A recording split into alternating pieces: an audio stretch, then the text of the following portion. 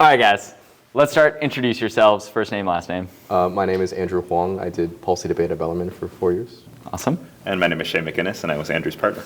Cool. And you guys were part of the legendary 2024 Bellarmine Policy Debate Nationals closeout. First time in our history that we made it happen. So we want to wind it back, hear your story from the start all the way through the end. So walk me through 8th grade. It's COVID. What made you guys want to apply to Bellarmine? Like, did you know you wanted to come to Bellarmine? And second, what made you apply for rhetoric? Like, did you know you wanted to do speech and debate, or did it just seem like a cool elective? Want to go first? Sure. So I went to private Catholic school kind of my whole life, and then my parents were just kind of you kind of have to continue that for high school. Oh. So I shadowed at Midi, shadowed at St. Francis, shadowed at Bellarmine. I thought Bellarmine was by far the best, had the best shadow day, great community, loved the teachers, loved the classes I shadowed. So it was kind of a clear decision then. But in terms of speech and debate, I was never really big into sports, but I also was not a STEM person, so robotics was kind of out of the question. So kind of just by process of elimination, I thought, okay, I like politics, I like arguing, I feel like I should kind of try out speech and debate. Had no experience before I came to Bellarmine. So then once I thought that, I'm like, okay, rhetoric is this kind of speech and debate class, I guess I'll just sign up for this, and then the rest is kind of history. Boom. How about you? Yeah, I also went to a sort of a feeder school for Bellarmine. It was like an Episcopal school. So everyone would either go to Bellarmine or Midi or Sacred Heart or some school in the diocese, and I ended up choosing Bellarmine because I thought it was the best fit for me. I had a good shadow day. Speech and debate, I think my dad made me do it. I didn't really have an intrinsic motivation to do anything. I was actually more interested in the STEM side of things. I spent a lot of my freshman year doing the Bell ML club actually that Michael Lutz was running. So I wasn't actually that involved, or at least I don't think my heart was really there, but that was more something that I developed in sophomore year. I see. And what made you guys, I feel like a big branch that everybody eventually gets to at the end of rhetoric? Well, I think one of the first ones is this activity right for you? Yes or no? I think people figure that out pretty fast. Some take a little bit longer than others. But then the second big branching path is speech or debate. Do you guys remember the moment when you got the bug for debate? I think for me, it was when we got a card in sophomore year, League 3. Okay, so it's not right away. Going into your sophomore year, you're not I'm all in on policy debate. Does that feel accurate? Yeah, I did original oratory as well, and I actually really enjoyed a lot of that. I thought sort of coming up with mindsets and these examples was actually really fun and entertaining for me to do. And so I had a lot of fun doing that, and I was kind of very iffy between whether or not I wanted to go full send original oratory or try policy debate more. And I think it was ultimately that the feeling I got after the announcement that we had carded that really motivated me to do policy debate. So many of these stories I've done have a moment like that where it's I won this tournament for the first time, and then I had the energy. Because did you go to camp before your sophomore year? Debate camp? We did, but we weren't partnered with each other. I was partnered with, I think I went with Zane, or at least I debated with Zane for a good really portion funny. of that time. And I think that, it was also online, so it was it didn't really feel like we were really that immersed in it, at least compared to when we went the next year. So got it.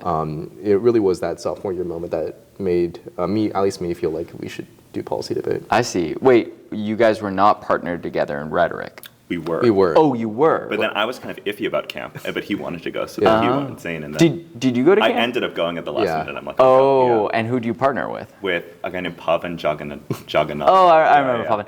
And but the plan was still for you both to be partners your sophomore. Yeah. Okay. There wasn't we didn't start together. No. There was just a brief separation in the summer. Got it. And how about for you? For me, I think the bug came a little earlier. I also did OO, and I like that. But I felt for two reasons. One, I loved in policy debate, I loved the cross-examination aspect. I just loved the aspect of, challenging people, actually engaging with these arguments in a more kind of direct way. And I also loved the subject matter of what we were debating about more. I found it more interesting, getting into the weeds of police militarization and criminal justice. Whereas OO always felt kind of these abstract mindsets, these, psychologists and philosophers. It wasn't really my thing. But also I felt policy debate, you can very clearly, for me, I felt you could very clearly see how you need to improve and implement those steps very clearly. Whereas OO, it felt more ambiguous of, what do I actually have to do to, really, get higher ranks. But for policy debate, it felt a lot clearer. So I thought I'm just going to focus my time on where I know I can improve and do specific things that I know will get me there. And so that's why. That makes a lot of sense. And sophomore year, what's your guys' narrative of your season? You guys get a wild card pretty early. Do you guys oh no. It was actually League 3, yeah. Oh, it was League 3. So, okay, late bloomers. Yeah. And then do you guys qualify at state quals? Well, that's the round. That's the go round. Yeah, Okay, yeah. that's the go round. You have to go against Surya and Rohan. Infamously lose the round Yeah. by one ballot. It By was, a couple it was a of ballots? 4-1 decision. Oh. Yeah. Wait, I actually have something to say about this. Right Yeah, after, let's right hear your after, side of the story. The round ended, Rom and actually texted us right after, and he was like, I'm actually surprised at this result, and he told us that he would have voted for us, so I just want to put that out there. Wow. I mean, Ron Gorthy's a pretty good. I have this screenshotted and saved on my phone. Oh, too. okay, that's a pretty good endorsement. He told us not to tell KL, but he was Got like, it. don't be discouraged. And I think, honestly, I think he was just trying to make us feel better. But Yeah. I thought that was pretty funny. That's so funny. Got it. So, but did you make it off the alternate list? We to did. see? Yeah. Cool. So you still got to go. That was like in a year where we just got so many alternates because we were right off there. How about, and then Nat Quals, you The last aren't chance. sent, but at last chance you qualify. And the thing about that was, I think you were the one who had to message us and asking us to go. We had no intentions of really going. And Oh, then you really? messaged us, you were like, do you guys want to go? I think it would be really good for you. And we are like, sure, we'll go. And I remember the day before the last chance, there was like a Mr. De La Tour had an English 2 honors essay that was due like the day before. So I was like pulling an all-nighter the day before this tournament. That's so funny. None of us were really, Yeah, we weren't really neither putting of a us ton of had effort slept into this. before that. So Yeah. it was a 2-day tournament, right? I think, and then it was like the paper was due in between the 2 days. Yeah. So we would I was writing my paper during like prep times or like while they were speaking at certain points because I was like really stressed about that. I didn't sleep the night before the final day of the tournament, and I think neither of us did. And then we kind of just like walked in based off. We were on coffee and like Red Bulls and yeah. But then once we got closer to actually realizing, okay, we could, if we won this round, we're going to nationals. So then I think we really, put in You're the effort. locked in. Yeah. No, I remember that. Like, Yeah. obviously, any Bellarmine sophomore has a shot of doing it, but it was like, hell yeah, like HM made it, they're going, like let's see what we can do. But you guys were definitely not like at the front of the pack, I think, of that sophomore year. It was kind of like, I think Surya and Rohan probably a little bit more of like, okay, they're the ones that like everyone's kind of going in on in terms of fast. Like they're clearly super obsessed with fast. You guys, like you said, I think it was clear, and this would become a kind of pattern throughout your speech and debate journey, that what drew you to the activity and your love of policy debate was not really centered around the fast circuit style of it, right? No. Whereas I think others were. And if you have that love of circuit really early, it's just so clear you're going to have such a high motivation level. So I think for you guys, that was like a big kind of early win. And let's flash forward now to state and nationals. Any good stories from those experiences your sophomore year? How'd you guys do at state your sophomore year? We were 1 ballot away from breaking. Yeah. Okay, so you go, you get the experience, nothing notable there. But then at nationals, you guys broke and went pretty far. You guys were 1 away from the auto qualification. Yeah. And that's the year. That's Rom and That's Ram and Akil's senior Yes. year. So okay, so you're in Louisville. Yeah. Oh, this is terrible. This is our first tournament back in person since COVID has started. It's an absolute train wreck. We qualified like 36 people or something like that at Bellarmine. Before that, like the last time we were in person in 2019, we had 9 people. So for me as a director, this is like a nightmare. I have no idea how to organize the logistics of a tournament this big. I'm so stressed. There's no hotel with that number of people. Now I know to book hotels early and do all these things. I never imagined we'd get 36 people qualifying to nationals. This was the first year of last chance.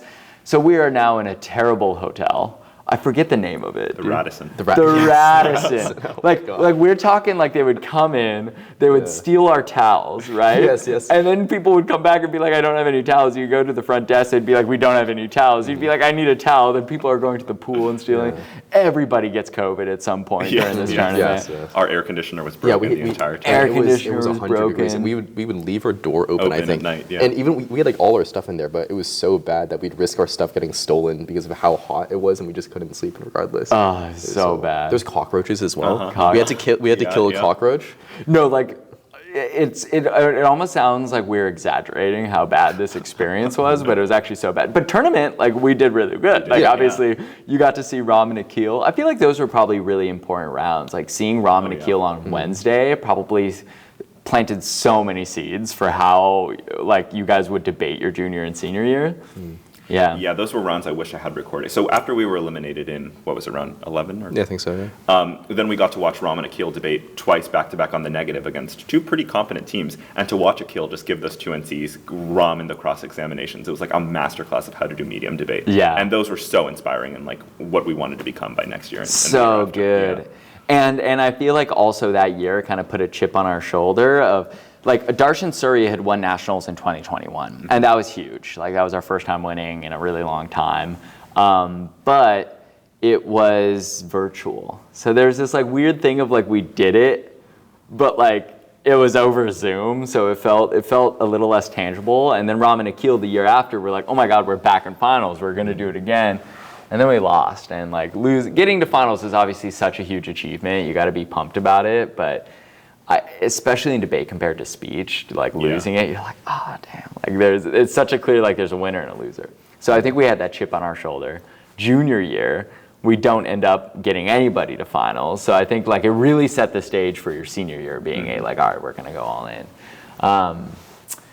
But yeah, all right, so you guys go to camp before your junior year. Yeah, we do. And now you guys are like, okay, we're locked in on policy. We just got like top 20 in the country. We qualified to state, or we didn't qualify, but we got to compete at state. We got a wild card. We're locked in. How was that camp experience?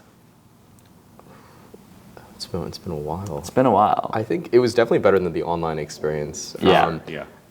I think like a lot of it was also like getting to know the speech and debate community and making those connections. I think we got to actually like meet a lot of the people that we had only debated over, Zoom or whatnot. We had to meet people from like other major debate schools, and I feel like seeing how they thought and how they debated and how they just approached the activity in general was also like pretty eye-opening, and it was actually pretty informative to see like other perspectives about how they thought about like fast debate and slow and how that interacted, or how they considered adaptation when it came to tournaments, or or didn't consider or didn't consider it. Yeah, that's true. Or like how they would structure their arguments, and I think that was interesting to see. Yeah. It was definitely a different perspective, because I think Bellarmine definitely has a much more different approach to like debating in general than a lot of these other major debate schools we see on the circuit. And do you think at the end of that summer, were you guys like, okay, like we're really excited about fast debate, we really want to do this a lot, or were you guys kind of like, like we want to get good enough at this that we can go far at nationals and like do well, but like ultimately adaptation is still going to be the main thing? I know where you guys would end up. I'm curious where you guys were at the end of your junior year. I think it was, for me, I would say it was more of the latter. I always wanted to like really excel at state and nationals. That was kind of what I wanted to do. And I think camp is still very valuable for that, because you need to understand, in order to go far at these tournaments, you have to understand the basics of fast debate. Not just the basics, but you need to understand how judges are going to be thinking about these, what types of phrases you need to say to these judges, how to construct arguments, things like that. And that, I think camp was definitely useful in that regard.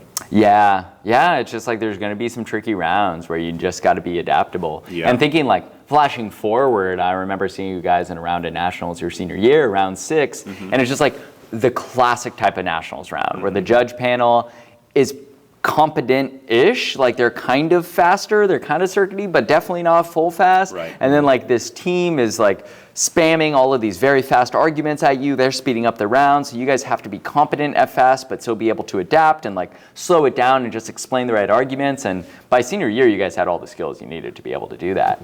But let's take a step back. So going into your junior year, how does that year go for the first half of it? Or like up through the qualifying season? You guys are going to some circuit tournaments. You guys are doing all right at them? I kind of don't remember. I mean, I don't remember. I think we broke at a couple. At this point, I don't think we were like that really. We weren't as hardcore about circuit, definitely not as much as KL.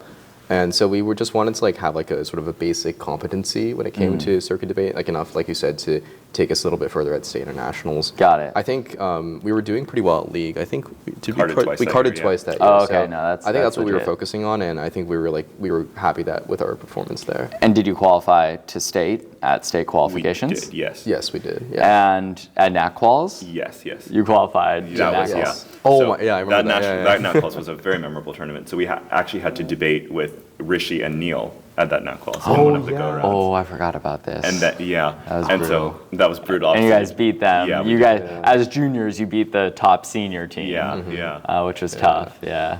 But that was really a grueling tournament because, like you said, only 3 people qualify. It's 40 of the good teams in the CFL. It's very competitive, and so that really was a tournament that really I think tested us, but then made us really excited to go on to nationals. Yep. Nice. So so you guys make it from state. You guys are going to nationals now. How was state? State was kind of a letdown. I had a migraine in the middle of the tournament, which kind of like put us off of our mojo, I think. And we were like, oh, I forgot about that. Yeah, you came to me and it wasn't even clear whether or not you'd be able to continue and actually do the debate. I remember he found some random room. I think it was like a gym room. Prayer room or something. It was the prayer room. Yeah. And I remember walking in, and he was just lying on the mat there, in a fetal position. And I was like, no, it was really bad. I was like, Shae, you got to get up. But then we made it to our round. We debated it out. Yeah. But then, No, it was also that was Peninsula QI too, which is they were one of the. Was that? They were one of the top teams at the tournament too, and so we were kind of stressed about that. But totally. I think we split that round. We should have won though. Nah, it's okay. All right. By the time we got to nationals, we were really excited because we already got to top 20, so we needed to beat our record. We wanted to get to top 10. We wanted to out qualify. And having experience is so important. Going into nationals, having been there before, it just helps. So you know exactly what it's going to be. Right. You know how things can get weird. So so you guys are locked in for prep. Yeah. And what happens that year for you guys? We make it to top 7 in the country. Yeah. Okay, hey, we take that. We lost one round. I think in the eliminations we lost one round to that team that Suri and Rohan were talking about. Or procedural. It was some sort of critical ideological argument. And then the other round it was a impact turn debate, and we should have won that honestly. But that is what it is. But for the first time, I really remember by elim runs, we were fighting in every single round. We were putting our best foot forward, really trying to out-debate the teams. And I that was a really memorable experience, I'd say. Yeah, I mean, you guys are one of the teams, I think the only exception is maybe Adarsh and Surya, that by the end of your senior year, how many rounds of nationals did you have under your belt? It was over 35 plus. That is huge. That is such a experiential differentiator between you and other teams that just make it so that what those different rounds are going to be like. But here, let's not get to senior year nats. So we go to nationals. We have been in national finals in 2021. We win it. 2022, we lose it. You guys are in Louisville. We experience that. 2023, we're in Phoenix. We're doing really well. We have 3 teams in on Wednesday, 3 teams in the top 14, feels really exciting. We have that devastating moment where everybody loses. We had all this momentum, then by the end of Wednesday, we're all out. Still top 7 and everything, very impressive showing, but definitely not the standards that we've built up. We have nobody in finals. Right. Yeah. So now we're going into senior year, and we're all right, we're gonna get this done. But let's start off. Going into senior year, you guys had really decided we're gonna be focusing more on the state and national style rather than fast. You guys only do a few fast tournaments throughout the year, right? Just to get enough experience. How is the league tournaments going that year? I think things went well. You guys got wild cards. Yeah. You guys qualified to state. Easy.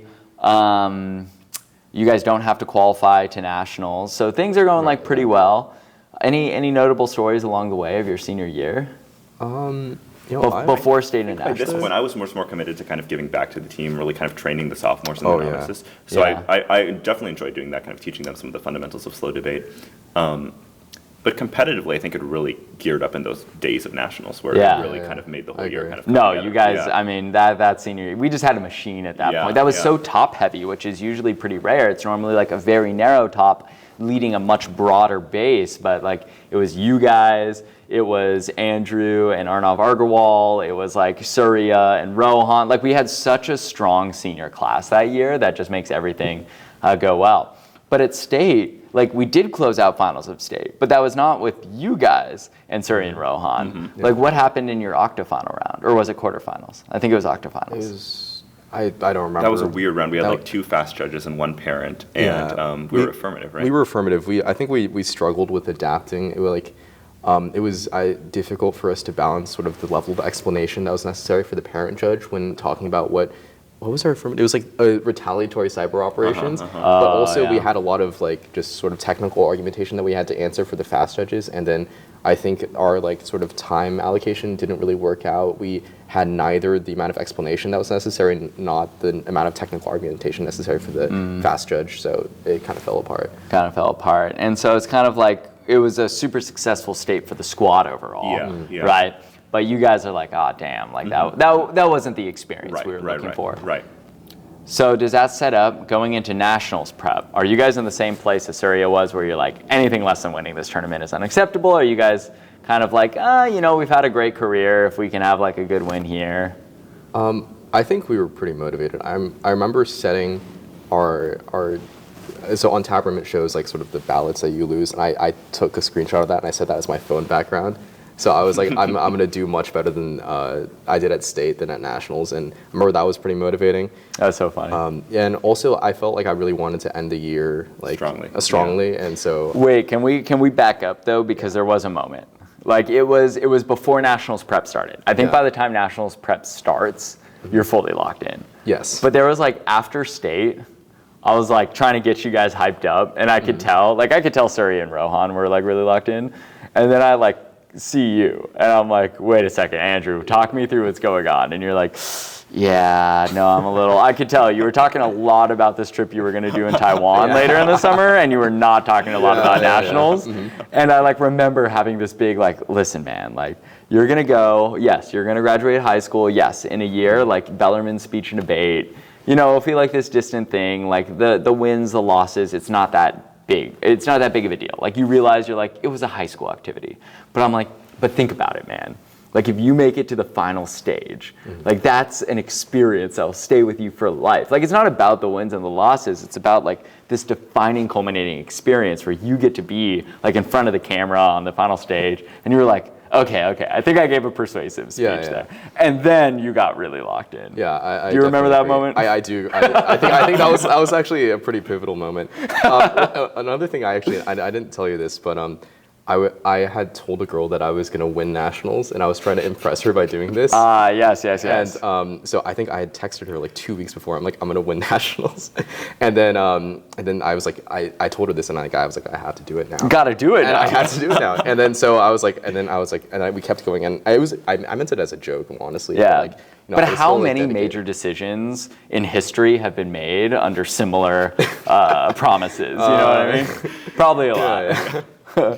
That's funny. So, okay, Nats prep, we're locked in. Yeah. Any notable stories from nationals preparation for you guys? Well, this is the prep time where we had all those different affirmatives ready. We were really kind of thinking about all of our strategies. And we felt pretty confident after Nats prep. Yeah. To me, when we started feeling kind of let down was on the first few days of nationals. I think round 3 was an affirmative round. And usually the prelims of nationals go pretty easily. And we had lost, like a 2-0 loss Yeah, I know. on a weird KF round. The judge was I think they were more like leaning towards like critical arguments, and so it was kind of rough. It was definitely like, because they also disclosed after, so it was definitely like very discouraging for us. But I think because you can only lose 4 ballots in the preliminary round, so you're like, there goes half of them that we can lose. You're like backs up against the wall. But weren't you guys like 10-2 at the end? Yeah, so those were the only 2. Yeah, so those are the only 2 ballots. But you don't know that. Right. Like, most rounds you don't know how you're because doing. the other even in the prelim rounds, we're expending energy going like they're doing the best debating we ever Yeah. You're like backs up against the wall. I mean, that was kind of the story of your guys' nationals. Right. Then elimination rounds happen. But I do see you guys, I think it's round 6. Yes. And I'm like, it was stellar. Like I was like, that was a masterclass in debating. That was so good. I have no comments. I mean, I had like some little things, but I was like, if you guys are debating like that, you guys are gonna go all the way. Whereas like when I saw Surya and Rohan, I'm like, what is going on? This team is debating terribly. Yeah. So then we make it to elimination rounds. First round. Yes. What happens? So we were on the negative versus this affirmative that was a very soft left affirmative, which made modifications to disability for like supplemental security income. And they read this big framing page about how disabled lives should matter above other lives. And it was just this kind of weird, tricky round with kind of these fast judges. We implement our strategy. I think we debated pretty well, but then we end up losing on a 2-1 decision.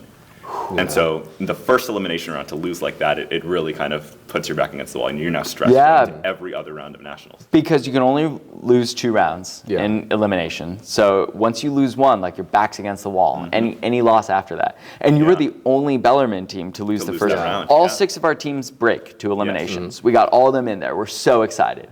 And like, I think you guys are killing. I'm like, HM, they're going to go all the way, blah, blah, blah. And then like drop the first round. I'm like, oh no. I'm like, that's really tough. Like we haven't seen any team that loses the first round go all the way. So I was like, okay.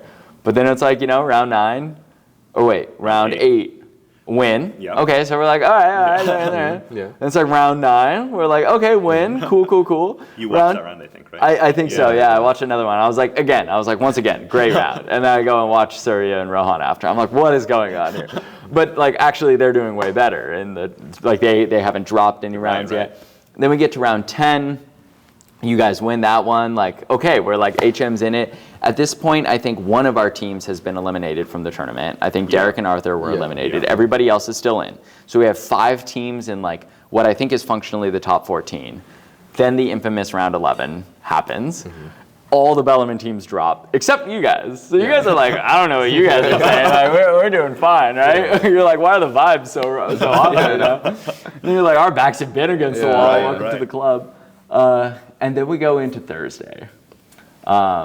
Any special memories? So we're going into Thursday. This is the whole setup of like LFS, this other team, has been undefeated. They have this super tricky affirmative that was just about changing some aspect of a Supreme Court ruling to make it so that people who are on disability benefits under Social Security Can get married. which they legally can now. But in the status quo, if a disabled individual gets married to an able-bodied individual, they lose their disability benefits. And this was saying, like, this breaks the equal protection clause because it functionally means they can't marry whoever they want, because they will know that if they marry somebody who's able-bodied, they'll lose their benefits. That's like unfair. It should be unconstitutional. It's a super tricky affirmative to debate, right? Yeah. And we had lost to it multiple times. I think this team knocked out Andrew and Arnav, right? So we're going into Thursday, and we're like, dude, this team is probably going to make it to finals. We've tried out our strategy a few times. And luckily, this team loses to the other team, so they're no longer undefeated. We now have a shot of actually closing out finals, and you guys are paired against them. And so this is like, this team has beaten, I think they beat Shamit and Samarjit. I think they beat Andrew and Arnav. And so we're like, all right, you guys like are the line. Talk to me going into that round. I mean, there was definitely a lot of pressure because like we had heard all about like how well they were doing in the tournament, and like, oh, like now it's our turn, like what's gonna happen. I think what really helped was like all the prep that was going into sort of like creating a negative strategy against them. I remember like we had like an armada of coaches that year, and they were all like helping like cut us cards and do research and sort of like, oh yeah, you guys should do this, do that, and like we had like people coming up to us like, oh yeah, like read this article, look at this, and I think that was really helpful. So I think going into the round eventually we were pretty confident because we felt like we had a really well developed strategy. Did you feel pretty good heading in? Well, yes and no. The no is because by this day of nationals, like you're tired, you're exhausted. My throat was sore. I'm like by round 14, you're kind of you kind of want to give up. But then there was so much pressure because like you said, we could not lose to this team that had taken out our teams. Yeah, and we got and there's like.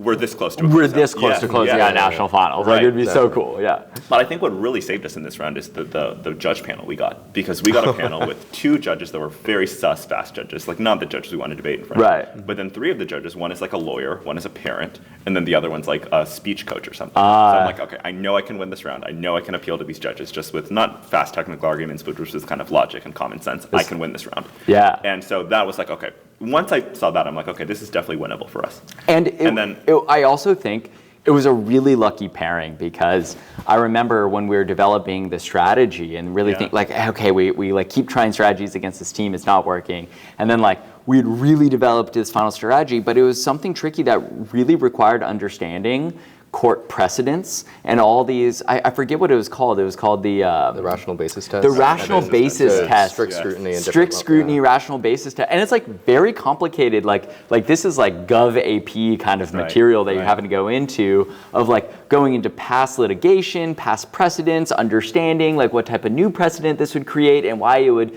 cause all these spillover effects. And I remember Rohan and Surya had finished their round before you guys, a round before this one. And so they're coming back in, and we didn't know who would be paired against LFS. We're like, look, if LFS loses, which is the only shot we have of closing this out, we're going to have to debate them. We don't know which team. And I remember trying to explain to Rohan and Surya what the strategy was. And I could tell like Rohan especially was like, okay, like this is pretty complicated, right? And I could see that look in his eyes of like, oh boy, like I don't want to have to try to explain rational basis test, like this is complicated, strict scrutiny. And then like you guys come out and like your round took a lot longer. And then I turned to Shae, I'm like, hey, we're talking through the strategy right now. You guys will probably hit LFS. Because I think at this point we found out they lost. Yeah. But we didn't know who was going to be paired against who. And I started explaining it and you're like, oh, I know all about this. Like I did a Gov project on it. You're like, you said something like that, right? And I was just like, this is perfect. So it was like, it was perfect on so many levels of like, you got the slow judges you needed, which like absolutely played to your strong suit as a team that are really focused on that style of debate. And then in addition, it was like played to Shae's strong suits as the person who was going to have to give the final negative speech here, as somebody who was like obsessed with Gov, who was obsessed with like politics and Supreme Court cases and stuff like that. So in the round, does the round go pretty smoothly, you think? Are there some tough points? Is it just like a close round? I think it goes smoothly at the beginning, but we end up kind of pivoting our strategy as the round moves on, and we realize that they're kind of not adapting as well as we are. They're still being very technical, talking about these voter issues and all these types of fast debate jargon that we know 3 of the judges are not understanding. Yeah. So at some point I just realized, I know I can win 3 ballots, I just have to win those ballots. So I kind of don't really focus on a lot of this fast circuit argumentation. I start pulling out quotes from Supreme Court justices about what they've said about this issue. I'm like, Judge Rehnquist says it should go through Congress, not the courts. And I'm like reading that. The judges are super persuaded by that. They're all nodding. And then we end up like clockwork. We win those 3 judges and we lose the 2 fast judges. I see. So in your mind, it wasn't like, oh man, this was a super close round, blah, blah, blah. You're like, no, I made a strategic choice to go for the 3 judges that I absolutely knew I would be able to win. Yes. And with those 3 judges, it wasn't that close. No, I don't. And you're like, with the 2 faster judges, okay, like I knew I wasn't winning them, but it was fine. That's really interesting because in my mind, I'm like, oh, that was a battle. Like that was super close. But that's just because like when you see it was a 3-2 decision, you're like, oh, that was a razor thin margin. Right. But you got, Actually, I have a different perspective from him. Oh, okay, I okay. was really stressed when he did that. I was like, because I had my flow in front of me, and I was like, I could see the arguments that he was. I knew he was doing this. I knew he was like choosing not to respond to like certain things that the slow judges wouldn't find persuasive. But I was like, damn, like we really didn't already answer that. It's scary. I was scared, and I was like, but Shae's got this. But like, it was like, I was like very iffy about it. Yeah. Actually, I don't know if you remember this. We sent an email to our AP Gov teacher, actually, while we were waiting for the RFDs. Mr. Colucci? Mr. Colucci. We emailed him. We were like, thank you for teaching us about like this like rational basis test. And Oh, that's so awesome. Yeah. I know. No, I mean, that was so important. If you don't have that knowledge, it's just so overwhelming. And so then you get the 3-2 decision. Your guys' decision comes in first. Yeah. Yeah. So you guys go through the whole decision. You hear all of the ballots, everything like that. Then you guys go into Surya and Rohan's room. Standing right behind And them, you're just yeah. like standing right behind them. You're waiting for the decision. Walk me through what the experience was like once their ballots are announced. That's exhilarating. It's a 5-0. It's just like exhilarating. We did it. Celebratory. Yeah, that was probably like the happiest 24 hours, right? Just like from that moment, and then we like went, we got like Korean chicken. We're just like riding a high. We get ice cream. We're so excited. Then we like get back. We're like prepping together and everything like that. And then the next day we got to go give the final round. I remember you were very upset because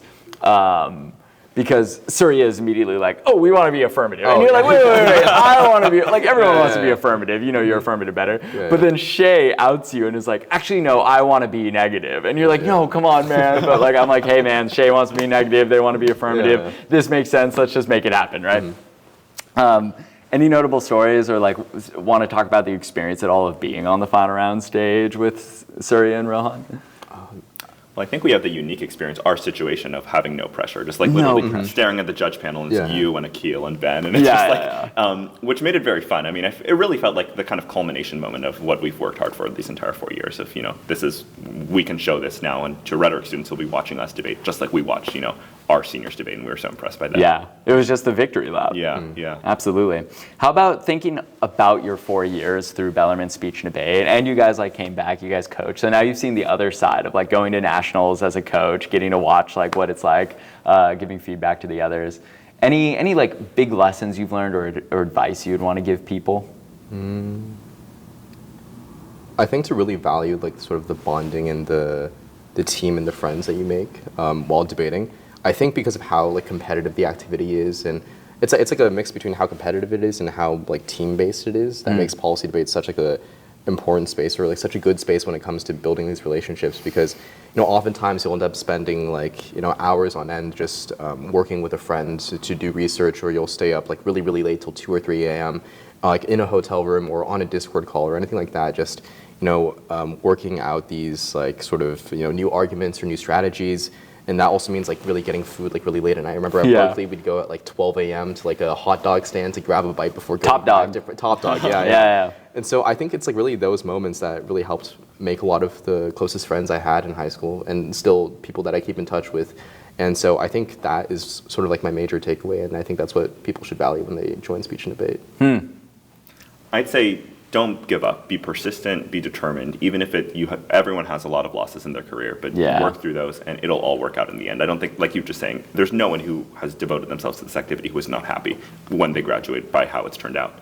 I'd also say just now, being in college, I really, underestimated during high school how much I would gain from this activity in terms of public speaking skills, research skills, critical thinking skills, and probably more than any single class I took here at Bellarmine, speech and debate by far gave me the most type of pre-professional career training that is just invaluable. Yeah, I mean, I remember feeling this too as a former speech and debate competitor. I got to call it, and a former policy debater in particular, just the intensity of policy debate and the amount of research you do, the amount of prep you do, just like there's nothing that forces you to give it your all like policy debate does, or just debate in general.